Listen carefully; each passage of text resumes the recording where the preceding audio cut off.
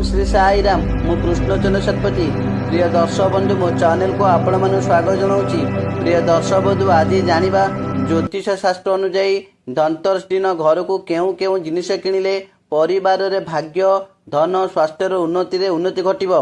हिंदू शास्त्र अनुसार प्रति वर्ष कार्तिक मास कृष्ण पक्ष त्रयोदशी तारीख रे धनतेरस पर्व पालन कर जाए। एही दिन भगवान कुबेर भगवान धनवंतरी और माता देवी लक्ष्मी माता को संध्यारे उत्तर दिगरे पूजा करा जाए।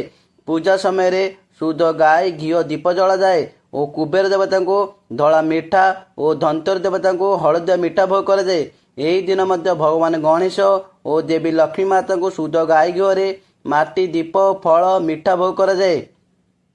ज्योतिष शास्त्र अनुसार धनतेरस दिन केउ केउ जिनिस किणिले परिवार रे भाग्य धन स्वास्थ्य समृद्धि उन्नति घटिबो ता आज जानिबा। प्रथमतः सुना किंबा रूपा धनतेरस रे सुना और रूपा किनिबा शुभ बोली विवेचना कर जाए। यह धन वृद्धि घटे और भाग्यर उन्नति घटे। द्वितीय रे बासन कुशन धनतेरस रे जदि आमे रूपा बासन किंबा धातु आसन किनिबा द्वारा घरे सकारात्मक शक्ति और सुख आनिताए और सकारात्मक रखे।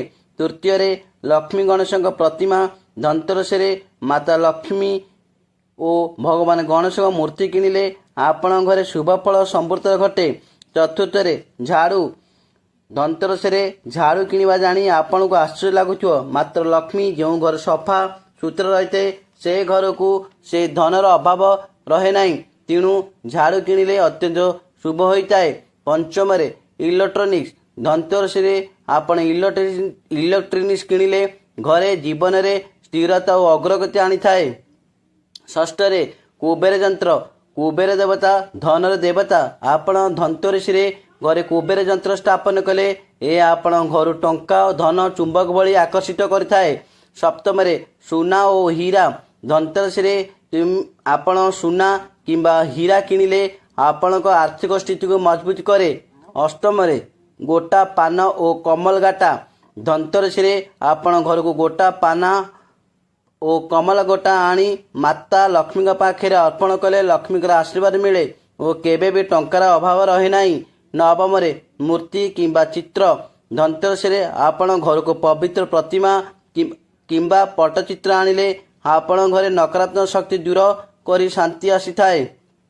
दशम रे रत्न धनतेरस रे आपण घर को किछि रत्न किनिबे और सेही रत्न को सठिक भाव में व्यवहार कले चाकरी व्यवसाय और अन्य आर्थिक स्थिति रे स्थिरता आसे। एकादश रे धनिया जदि आपण को आर्थिक अवस्था भल नहीं तेबे आपण धनतेरस रे धनिया किणिले आर्थिक स्थिति रे उन्नति घटे। द्वादश रे लुण धनतेरस रे जदि आपण लुण किणिबे ताहाले शुभ होइथाए।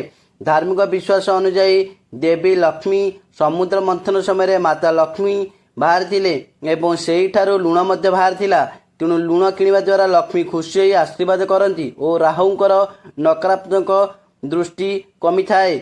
त्रयोदश रे कौड़ी और गोमती चक्र धनतेरस रे यदि घर को कौड़ी और गोमती चक्र आनिबा द्वारा घरे नकारात्मक दृष्टि खंडन हुए और समग्र परिवार शांति बजाय रखे। जय जगन्नाथ। प्रिय दर्शक बंधु जदि मो भिडियोटी आपण मानक भल लगुताए तेबे भिडियो रे लाइक देबे कमेंट करिवे एवं भिडियो को शेयर कर देबे आउ चैनल को सब्सक्राइब करने को भूलिबे नहीं। जय जगन्नाथ।